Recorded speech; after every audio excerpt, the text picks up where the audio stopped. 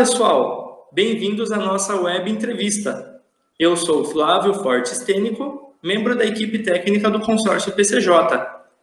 A entrevista no dia de hoje é com o professor Dr. Marcelo Machado Leão, diretor da empresa Proparc, um profissional extremamente capacitado e atuante no dia a dia em ações e projetos ambientais. E para o debate de hoje, vamos falar um pouco sobre o tema da importância do combate a espécies invasoras na restauração ecológica, principalmente sobre a questão do combate à espécie leucena, que é muito presente aqui nas nossas bacias PCJ. Falaremos também sobre os desafios e os benefícios das ações da preservação ambiental, que é um assunto de destaque, principalmente nessa semana de comemoração ao meio ambiente. Olá, Marcelo, tudo jóia? Bom, primeiramente, obrigado pelo convite, Flávio, pela apresentação. É um prazer sempre estar aqui falando desse importante tema que é a recuperação ambiental dos nossos mananciais, né, e acompanhar esse trabalho maravilhoso que o PCJ faz em nossa região. Então, vamos lá, obrigado aí, vamos em frente. Perfeito, eu que agradeço, Marcelo, sempre presente e atuante aqui nas nossas bacias e membro parceiro do consórcio PCJ, né, Marcelo? Bom, muito bem. Então, dando início ao debate, eu gostaria que você falasse um pouco, Marcelo, sobre a importância da preservação ambiental, em fato aqui de estarmos vivenciando os eventos climáticos extremos, então a importância do ser humano estar atuante aí na preservação do nosso planeta, né? E como que ela se dá, principalmente no âmbito do combate às espécies invasoras? Veja bem, meu amigo, eu acho que agora, em épocas de pandemia, essa questão ficou até mais latente para todos nós, a importância que o ser humano tem em preservar o ambiente, né, principalmente o ambiente que nos cerca, nosso entorno. Então, o grande problema está talvez na falta de conscientização. Então esse é um dos trabalhos que o PCJ, uma das bandeiras que ele carrega, né, então a partir de educação, essa busca desse comprometimento em a gente trazer um ambiente mais saudável e a recuperação das áreas que foram degradadas, os passivos dos quais a gente convive, seja no nosso ambiente urbano, seja no nosso ambiente rural, começa com um trabalho de cada vez mais a gente ter ações efetivas, né, para que tenham resultados melhores em relação às suas operações. Então, o que eu quero dizer com isso? Que se a gente busca investimentos para a gente recuperar as nossas áreas, minimizar os impactos negativos, como as espécies invasoras, eu acho que é uma ação primordial. Então, eu acho que olhar para esse tema das espécies que eventualmente se desenvolvem, se alastram nos ecossistemas naturais, é um fato que cada vez mais vai ter importância no dia a dia de cada um de nós. E a gente vê, né, Marcelo, que aqui nas bacias PCJ existe um número muito grande de leucenas ao longo aí dos nossos mananciais, das áreas de preservação permanente. Isso é bastante visível, né, Marcelo, aqui na nossa região. E como que a gente tem que trabalhar com essa comunidade para que ela não se sinta, de certa forma, de que quando você remove aquela espécie, você está causando impacto no meio ambiente. Você poderia abordar um pouco essa questão, falando também sobre esses problemas que as invasoras elas trazem no meio ambiente, aqueles chamados desertos verdes, né? Como que é o seu ponto de vista nesse item? Então já é fato conhecido, né, que as espécies invasoras, as espécies que se alastram de uma maneira desordenada, já são um dos maiores desafios ambientais que o mundo moderno passa, né? Seja de origem animal, seja de origem vegetal, seja um micro-organismo como uma pandemia dessa, né, que evidencia um descontrole no ambiente, e essas espécies elas acabam dominando com grande frequência, grande atividade, e acabam prejudicando o equilíbrio dos ecossistemas naturais. Então, por exemplo, assim, nós temos um trabalho, né, junto ao PCJ, de recuperação dos nossos mananciais. A gente sabe que a questão da água está intimamente ligada às características de recuperação da vegetação que protegem as nossas bacias. Então, se nós estamos olhando para essa vegetação de uma maneira quali quantitativa, entender que as espécies invasoras, às vezes ali, elas acabam causando um grave desequilíbrio no sentido de minimizar a biodiversidade, né, trazer desequilíbrios àquele ecossistema, nós vamos ter que cada vez mais pensar como agir, né, e para isso nós temos algumas estratégias, né, porque nós temos estratégias do ponto de vista legal, nós temos estratégias do ponto de vista técnico e operacional, porque isso envolve custos muito significativos. Então, além dos aspectos legais, além dos aspectos operacionais, nós temos também que conscientizar que, eventualmente, aquela vegetação ela está sendo erradicada, mas para o bem da população, né? Às vezes, muitas pessoas não têm esse conhecimento, então é mais um desafio que a gente tem aí de passar o problema com que essa vegetação traz para o desequilíbrio dos ecossistemas, né? Então, veja você que a gente tem vários layers que vão se sobrepondo e aí traça um plano de ação. Então, isso que nós tentamos estabelecer junto com o PCJ foi um conjunto de ações e medidas organizadas num plano que se iniciou num diagnóstico, né? Então, primeiro nós entendemos quais eram os aspectos legais que regiam sobre esse tema, depois nós partimos para uma parte mais de mapeamento, né? Como a gente identifica que não tivemos muito problemas no caso das leucenas, porque elas acabam se alastrando com muita frequência aqui na nossa região, e depois num prognóstico, ou seja, como que a gente deveria agir, tá? Sempre levando em conta esse envolvimento, essa conscientização do qual a gente precisa passar para as pessoas, que esse é um importante tema que deve estar aí na nossa pauta, principalmente para quem está falando num ambiente mais equilibrado, num ambiente mais controlado. Perfeito, Marcelo. E diante das metodologias, então, a princípio, o mais recomendado nas áreas urbanas, ela acaba sendo a poda por serrando a madeira mesmo, Marcelo? E a questão dos produtos químicos que você também pode utilizar, ele é mais indicado em áreas rurais? Como que fica essa questão? Veja bem, né, Flávio, aí a gente segue uma sequência lógica de entender o regramento jurídico para quais controles são eventualmente permitidos, né? Nós temos, de certa forma, 3 formas de controle: um controle químico, que usaria eventualmente princípios ativos, que nós temos um grande problema de limitação para registros em áreas urbanas, ou seja, grandes partes das cidades não permite que se use princípios ativos como glifosato, né? Então a gente tem que aí simplesmente respeitar a legislação vigente, tá? Nós temos as possibilidades de controle, além do químico, controle mecânico, que basicamente depende do porte com que essa vegetação se encontra, que pode ser desde um propágulo ali, uma vegetação jovem que a gente controla com roçadeira, até com motosserra e até equipamentos como tratores, esteiras maiores, no caso de grandes áreas com vegetação de porte um pouco elevado, tá? Paralelo a essas formas de controle mecânico e químico, nós temos aí as melhores práticas agronômicas que sempre devem ser observadas, né? Então, se eventualmente a gente tira uma vegetação, a gente tem que entender qual que é a época climática, se aquela época é melhor, se não vai trazer nenhum efeito erosivo negativo, né, em função de um solo descoberto.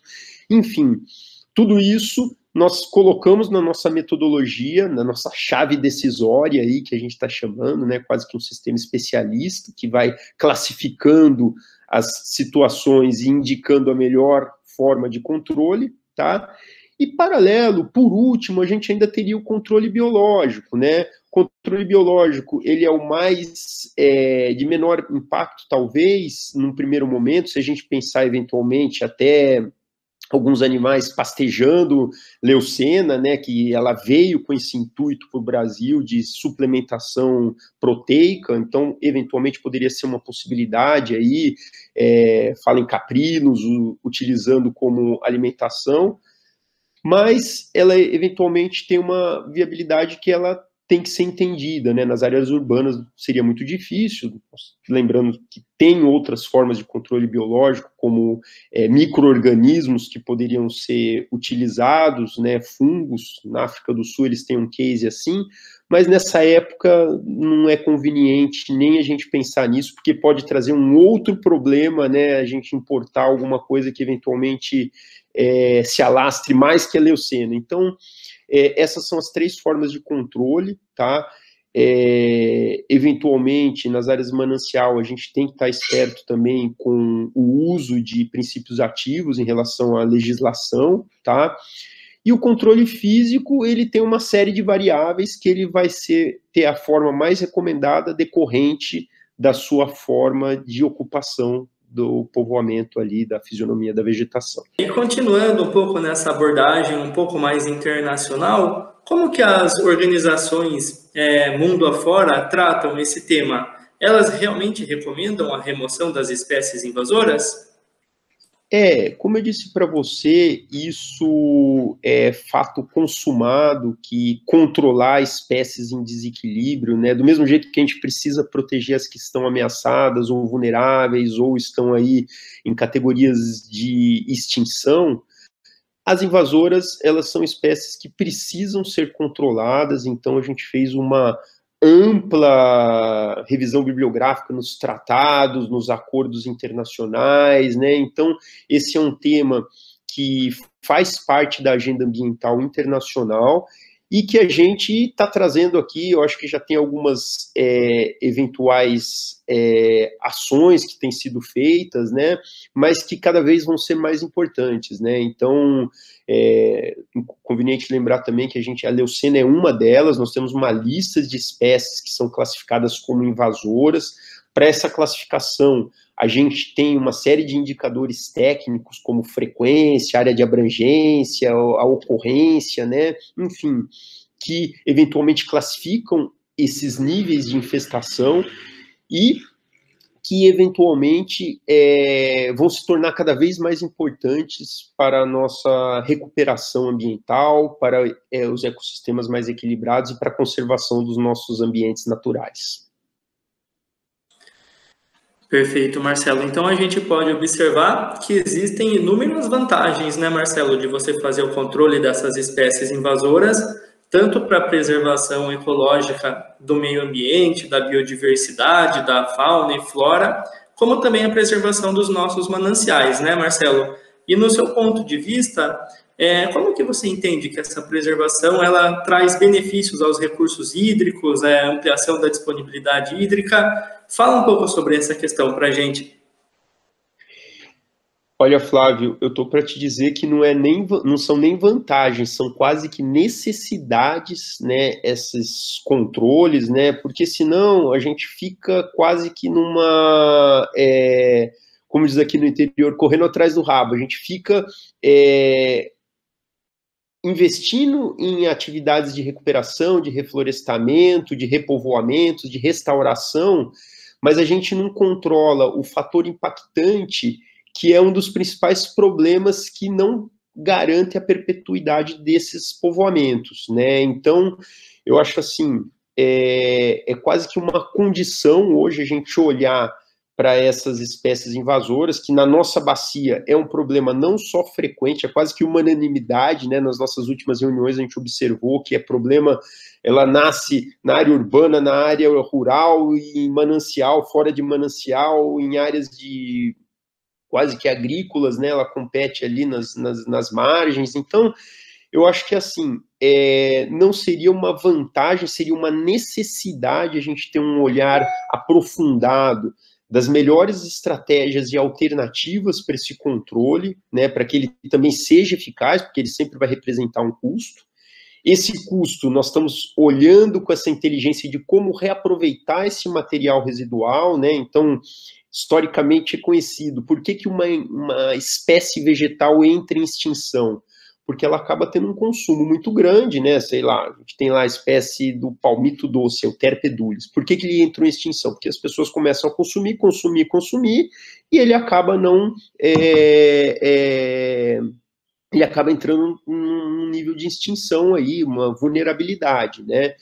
Então, se a gente tiver alguma alternativa comercial para esses resíduos, né, eventualmente ele pode gerar aí uma receita e eventualmente isso pode andar um pouco mais naturalmente, né? Concordo plenamente, Marcelo. Eu acho que nós estudarmos uma viabilidade comercial no controle das espécies invasoras, com diversas alternativas que a gente já viu que existem aí no mercado para o reuso dessa madeira, geração de energia, biomassa, eu acho que é fundamental, é um ponto-chave, é o que o consórcio PCJ pretende discutir aí com os municípios nas próximas etapas desse importante projeto de recuperação ciliar aqui da nossa bacia, o combate às leucenas.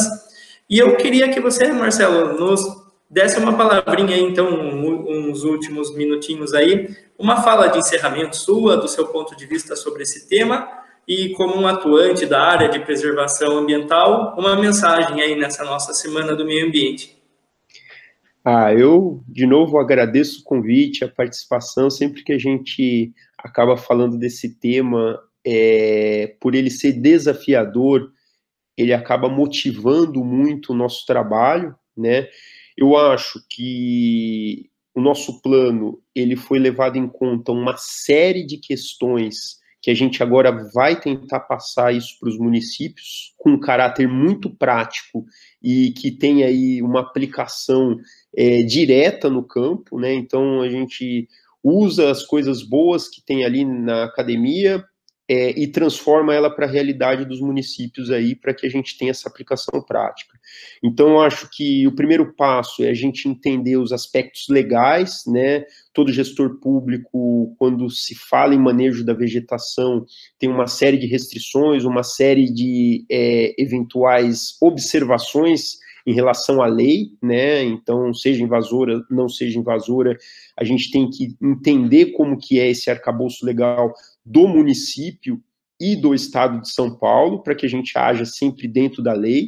Aí eu não falo só em relação ao corte da vegetação, mas também ao uso dos princípios ativos, né, que a gente não quer gerar um impacto negativo também. Paralelo a isso, nós temos que buscar da academia novas formas de pesquisa e inovação, entender cada vez mais o comportamento dessa espécie que aí tanto nos assola, né? Então, quais são os pontos fracos, quais são as outras espécies num povoamento que eventualmente ofereçam alelopatia para ela. Foi feito agora um trabalho há alguns anos em Fernando de Noronha, com algumas espécies que competiam tão bem com ela, algumas pioneiras, né? Então, isso a gente tem observado. Então, a academia tem um importante papel aí na área de pesquisa e desenvolvimento, que pouco se sabe em relação ao seu controle. Eu acho que nós temos que trabalhar parcerias estratégicas, né? Então, como o problema ele é de todos, eu acho que as concessionárias, seja de transporte, seja as concessionárias elétricas, elas também têm que olhar para isso, porque acabam trazendo uma série de prejuízos, a gente sabe disso, né? Não distante disso, nós temos que buscar as alternativas de processamento desses resíduos, e uma alternativa econômica sempre é bem vista, tá? E não esquecer dos nossos programas de mobilização, de capacitação, né, para que a gente possa também mostrar para a nossa comunidade o quanto é importante. Às vezes não se entende, a gente costuma falar que eu tenho leucena, ou não tenho nada, o que eu prefiro ter? Eu prefiro não ter nada, porque leucena praticamente é nada, porque além de tudo, ela ainda acaba comprometendo outras formas de vidas vegetais, reduzindo a biodiversidade de fauna e atrapalhando os processos de restauração ecológica, que é o que a gente mais está de olho. Agradeço, Marcelo. Muito obrigado, então, pela sua participação. Mensagem dada, né? Eu acredito que é um trabalho que vai ser construído aí em inúmeras mãos, contando com o apoio das prefeituras, da sociedade civil, das instituições, sempre contando aí com o apoio de pesquisas e inovação. E então ficamos aqui, né, pessoal? Então, essa foi a nossa web entrevista com o professor Dr. Marcelo Machado Leão, da empresa Proparc, que conversou um pouquinho com a gente sobre a importância do controle de espécies invasoras na restauração ecológica. Até mais, tudo de bom!